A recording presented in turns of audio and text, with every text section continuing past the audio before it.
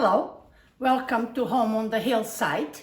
My name is Odette and we are now on the third week of the kitchen renovations. It's been a lot of hard work, but we are getting there. So we have one more wall to demo and it should be pretty straightforward from there on, she says. Let's get on with it.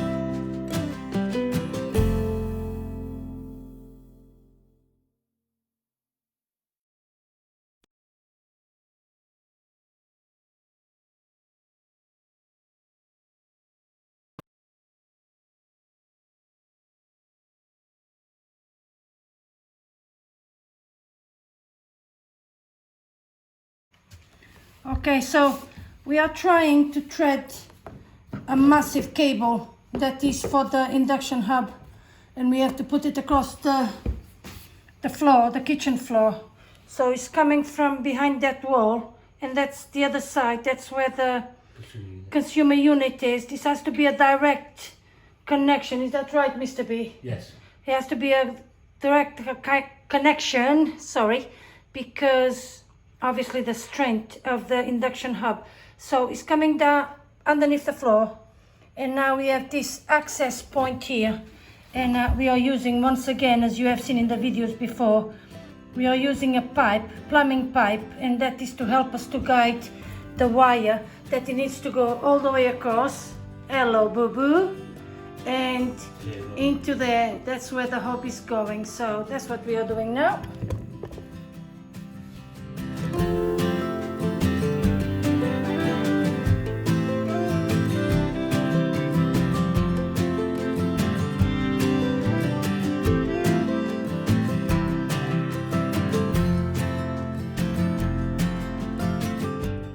As you can see, we have another cable here, and let me walk back and show you better.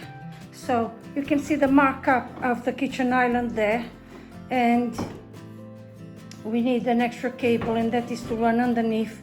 We have a wine cooler to go on that end there, and I want a double socket on that side, and I want another double socket on this side. So all the electrics will be coming out from underneath here, but actually right there will be another 300 unit on there, but everything will be underneath the kitchen island.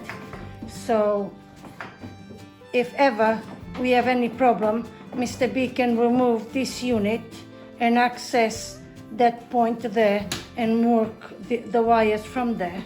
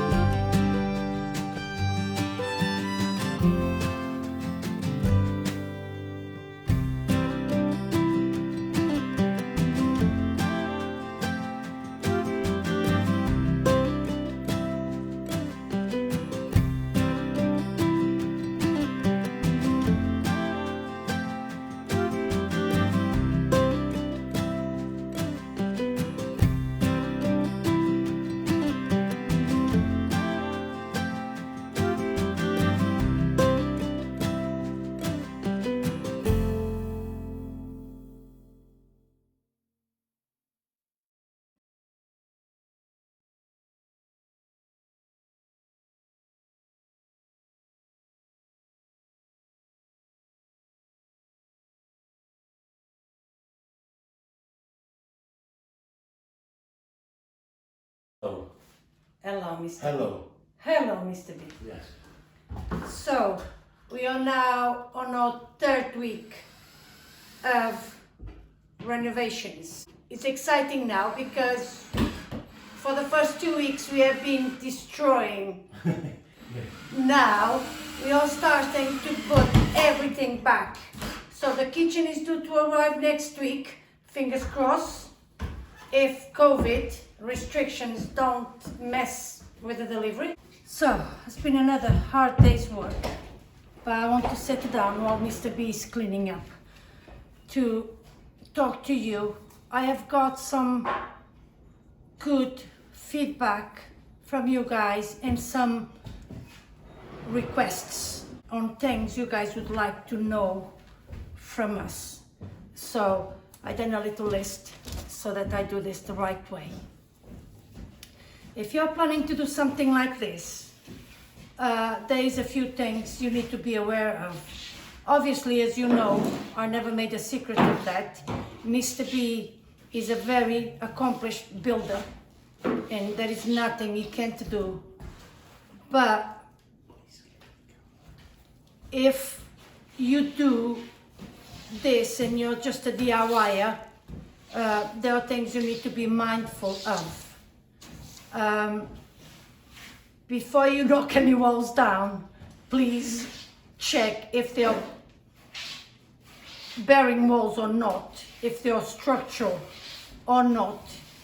And really, the only way you can find out is by knocking holes in the ceiling like Mr. B did, to find how the joists are running in the ceiling, and that will give you a very good idea. If you're not sure, get someone that you trust that has knowledge to check. It's good to have a good look before you start to knock the walls down.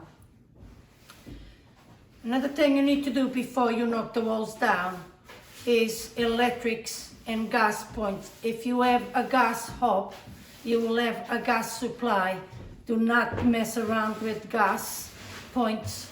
They are dangerous things, okay? So you'll need to get a gas person, gas safe, to come in and cap the gas before you even try to remove the units. If you're planning to use gas again, we are not, but if you are, then is a good time to decide where you want your new gas hob or gas cooker to be, because you can get the safe engineer to do that at the same time cap the one you have and fit an extension to the one you want. If you're just going to keep it in the same place, it's great and you save time and money, because they usually have a little tap. You just twist and switch it off while you remove the gas appliance. So that's very important. Another thing, you will come across most likely a lot of switches and sockets on the walls you're going to remove. Although it's possible to remove the walls around it, you just have to be extra careful. At some point, if you're removing walls where you have switches and sockets, you're going to need to remove them. So they will need to be capped and redirected to where you want the new ones to be, like we did. So it depends of the house. They can either come from the floor, like ours, because we have a suspended floor in this house, so all the mains all running underneath the floor, or they come up from the ceiling. So either way, they need to be capped, the existing ones, if you're removing the wall, and they need to be redirected into the new position you want them to be. Some DIYers do that themselves, and that's okay. It's just you take on the responsibility. But I know that a lot of people do it, but I can't advise you to do so. If you're moving your sink, you will probably need a plumber to reroute all of your plumbing work.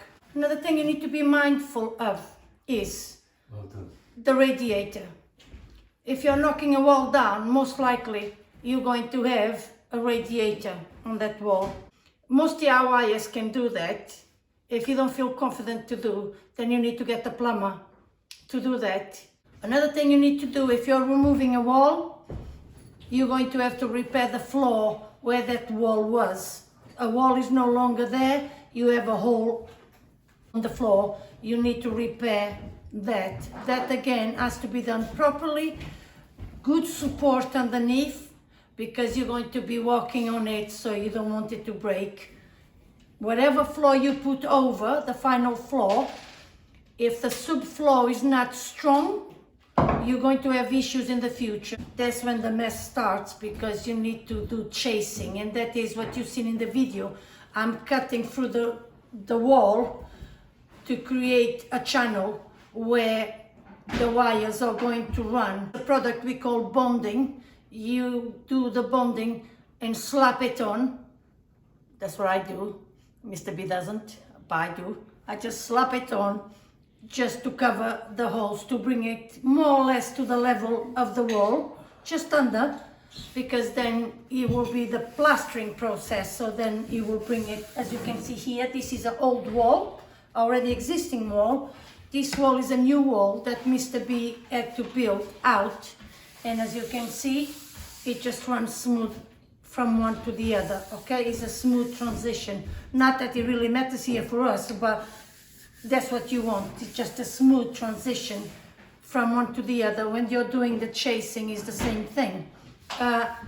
We are not plastering over because we're going to tile. If you're tiling over, usually we do, because you have sockets above the worktop.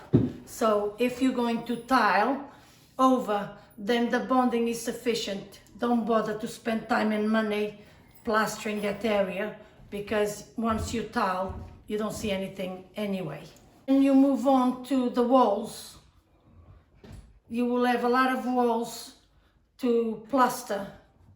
It's bound to. All the walls you have taken, you will have holes in the ceilings as well. So you need to plasterboard and then obviously plaster over to create a seamless ceiling throughout.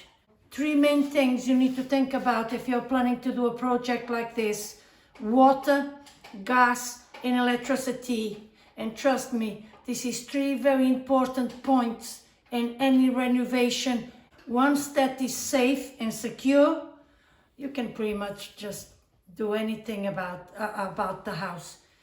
Don't be scared. Ever go. Mr. B is a professional. I'm not. I'm new to the game as well. You know, obviously I have Mr. B to give me guidance, and that's why I'm here, to give guidance to you. If you have any questions, just let me know. And now, have a look and see what we have done this week so far.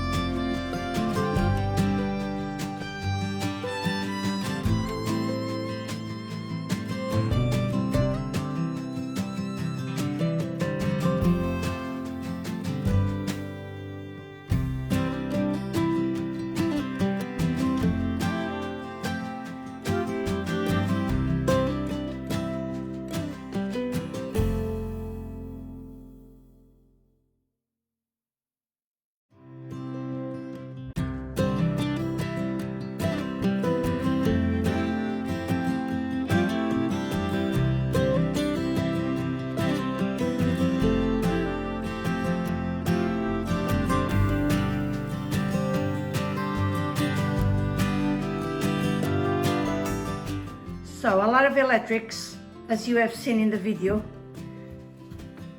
So we have a double socket there. And here we have removed, as you've seen in the video, that bit of the wall there. And as I have explained before, it's because the new window is supposed to come all the way down to the worktop. The big wall has been now, well, not the big wall, the small wall have been removed. More electrics there that we have chased, and that is for the induction hob, so it has a direct line to the main box also there, and that is for the extractor. So there's a socket there already. As you can see, we have started to bond a lot of the walls and plastering, well, plastering and not quite plastering, but putting the plasterboard. If you remember that really horrible wall on the end there, now Mr. B have beaded with beads like that, okay, and bond all the way around. So now we have a nice square edge all the way around. So it's all coming together now in there as well. So Mr. B have beaded all the way along and pretty much ready now to be skimmed. Back to the electrics. We have now the points for the lights above the kitchen island, the big four spotlights that we picked, they are on and working, as you can see. It's only 4 of them, but it's plenty of light. They're really good.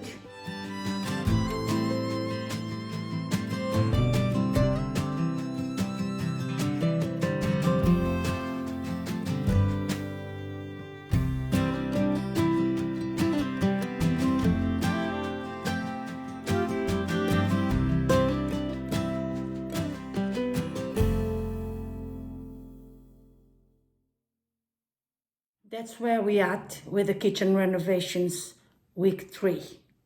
So I hope you're enjoying the videos. Thank you very much for watching, and we'll see you next week. Bye bye.